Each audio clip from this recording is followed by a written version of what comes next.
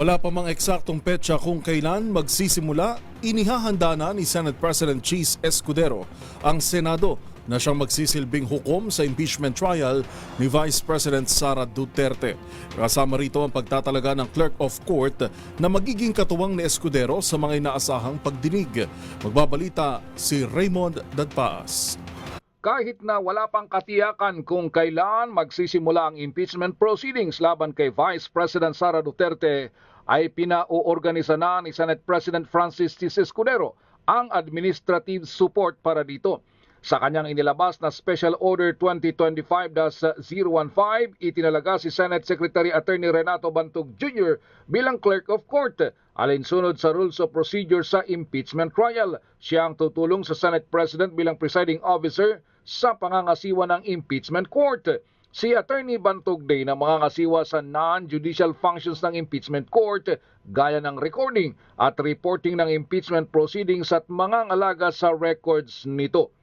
Siya rin ang maghahanda at magsisilbi ng mga notice at summons, paghahanda ng impeachment court calendar, pag-administer ng panunumpa at pagtiyak ng proper reception, filing, distribution at pagproseso ng lahat ng pleadings at submission sa impeachment court. Ganon din ang supervision sa seguridad at maayos na isasagawang impeachment trial. Ang Senate Legal Counsel at Deputy Secretary for Legislation ay magsisilbing Deputy Clerk of Court.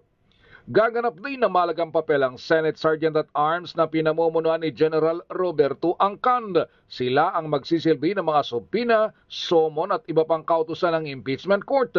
Sila din ang magbibigay ng seguridad sa presiding officer, senator judges, prosecution at defense panels, mga testigo at pati na ang mga bisita. Pinayuhan ang lahat na matanggapan sa Senado na makipag-ugnayan sa administrative and financial services kung kailangan nila ang pondo para sa gagawing impeachment proceedings laban kay Vice President Sara Duterte. Para sa MBC TV Network News, ito si Raymond Dadpaas, una sa Pilipinas, una sa Pilipino.